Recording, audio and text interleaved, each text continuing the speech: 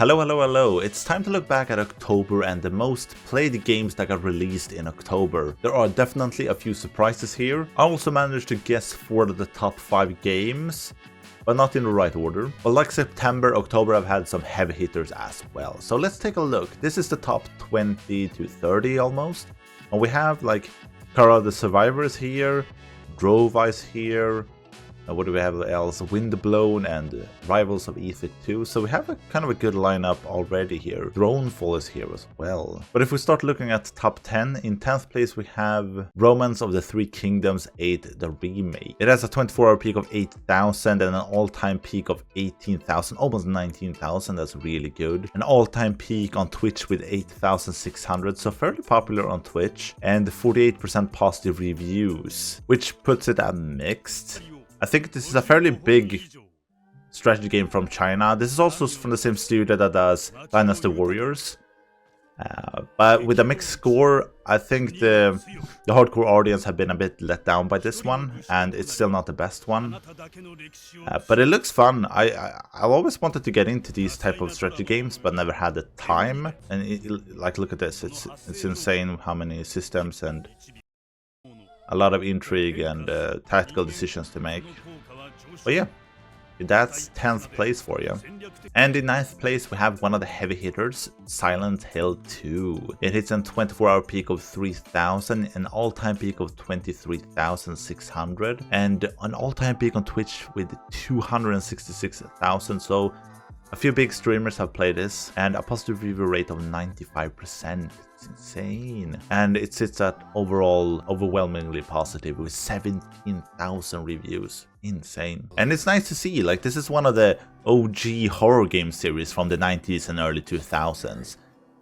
So seeing this back in form is really cool. And that's been so well received. It's also nice to see. Like, Resident Evil had its run with remakes, and they've done amazingly well. And now Silent Hill is back as well. So hopefully this will lead to more remakes of this series, which is kind of cool. I haven't got the time to play this, but yeah, hopefully I'll have time before the end of the year. Yeah, they've done a great job. It looks amazing to me. And it makes sense that they're remaking the second game. That was the most praised one, and yeah, hopefully they'll do more of these. And moving up to 8th place, this one kind of surprised me, not gonna lie. It's Webfishing, and it has a 24-hour peak of 22,000, almost 23,000. Insane. And a all-time peak of 24,000. And same on Twitch, 22,000. 98% positive reviews. And I think that lands it at overwhelmingly positive with 15,000 reviews. Ooh. And I mean, this is just a cute little fishing game. It can be played in co-op, so you can enjoy this with friends. And it's all about catching a ton of different fish in these kind of pleasant locations. It gives me some Animal Crossing vibes, definitely. It's a very small game that beat out some amazing games like Silent Hill 2. I think the new Sonic game released this month as well that is below this one. Horizon Zero Dawn had its remaster as well, or remake? Was it? No, a remaster. So it beat out some heavy hitters, which is cool to see. Let's just look how many of these are negative, because it can't be many, right? 340, so that's a good ratio. It's insane, and I think you'll have a lot of fun if you play this with friends. A game it didn't beat out is Wayfinder. It had its 1.0 release, and it has a 24-hour peak of 1,100, an all-time peak of 24,000, but that was 15 months ago, so that was probably early development or early access. It has an all-time peak of 63,000, so probably some big streamers have played this, and a positive review score of 54%, but that's mostly due to the early access period. You had 20,000 reviews total, and it sits at mixed. But since early access, it's very positive with 85%, which is cool to see. I've played this a ton, actually. I've put like 20 hours into this, or 30. And I think it's a brilliant game once they went away from being an MMO, or trying to be an MMO. Because now it's just a fully fledged action RPG that you can play in co-op. I recommend playing it co-op, it's really fun. And like, it's everything in one package. pay for it once and you have everything in the game, instead of having microtransactions, a game pass and all that stuff. And you have a few decently fun characters to play in here. Okay story, but it is kind of a looter shooter like like Destiny or something like that. So yeah, I think it's well worth $25 for this game. You will easily get your money's worth out of this game. So that's Wayfinder in 7th place. In 6th place we have NBA 2K25. Woohoo! I mean, a lot of players, but I mean, I'm not a sports gamer guy, so yeah, let's move on to number 5, which is Metaphor ReFantazio. It has a 24-hour peak of 16,000, an all-time peak of 85,000. That's a lot of people playing this game. An all-time peak of Twitch 52,000, and positive review rate is 90%, which puts it at very positive with 8,800 reviews. 88 as well. Cool. This is a game from Atlas, so you know you're in very good time. This is the studio behind the Persona series.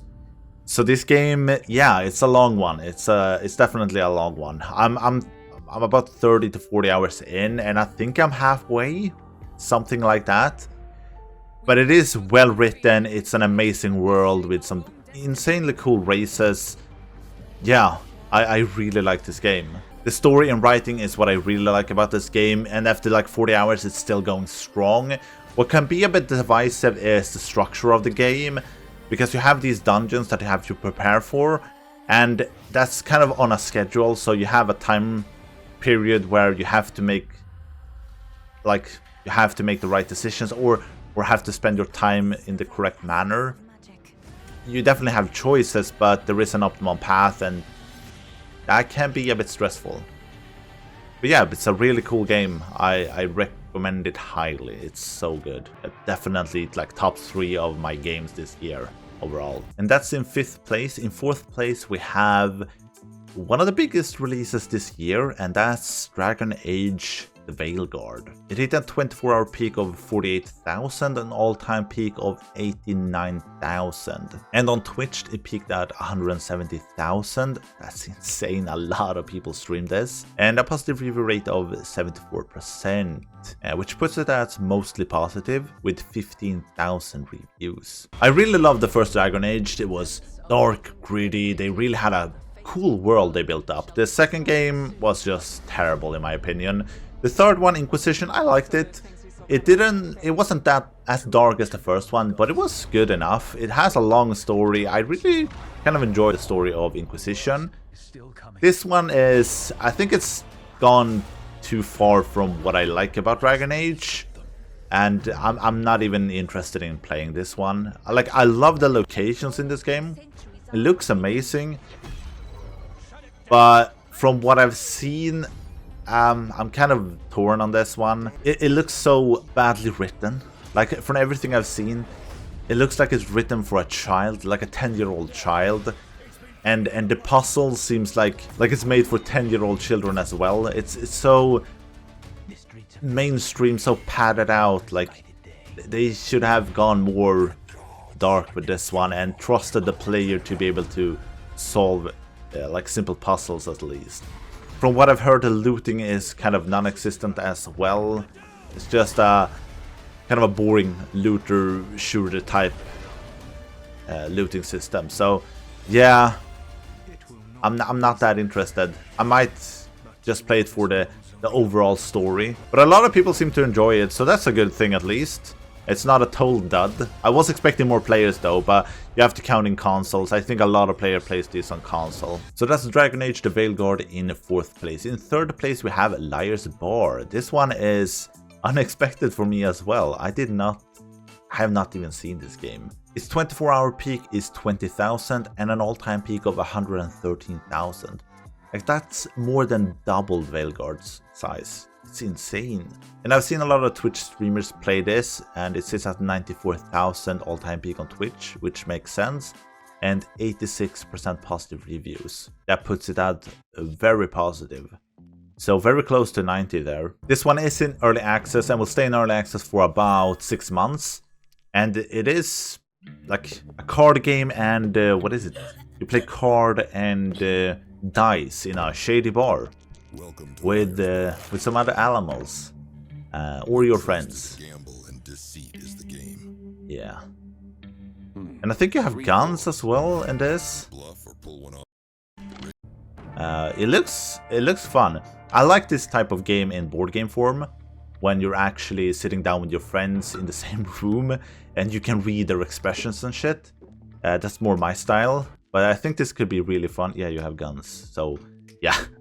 You can probably kill each other in this game. But again, cool to see that a smaller game can beat out these giant titles. So that's third place. Let's move on to number 2, which is Dragon Ball Sparkling Zero. It has a 24-hour peak of 13,800 and an all-time peak of 122,000. Dragon Ball is still going strong.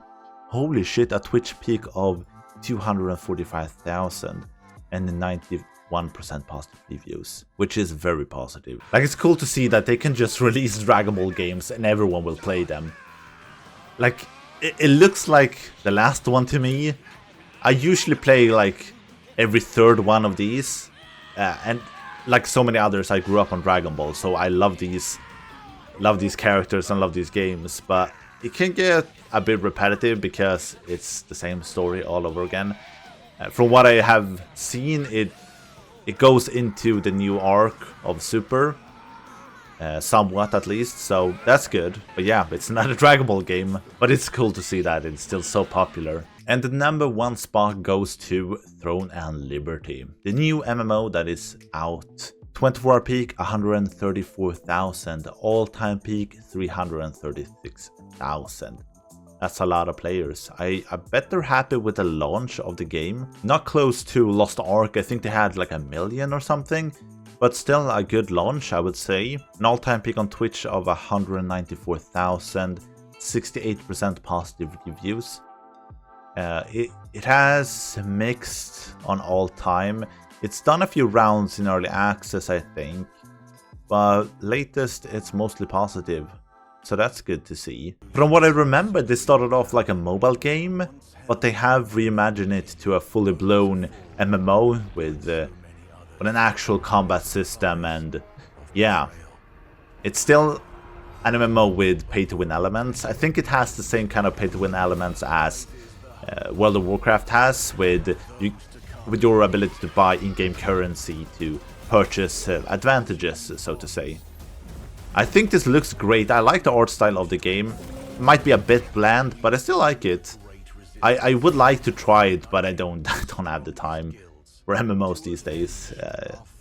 This channel is taking up much of my time, and then I want to play like ReFantazio and Sparkling Zero. So there we have it. It's been a really good month for gaming. Some big hitters, some surprises, absolutely. And yeah, a lot of smaller games in the top 30s, I would say, at least. Personally, I've been going back to Slime 3K. It's been a blast to play. And then I've done a bunch of Wayfinder and ReFantazio. These games are gonna take me so much time, so I'm trying to focus on clearing those before starting new games. But yeah, that's it for this video. Thank you so much for watching. Have a great day, and I'll see you in the next one.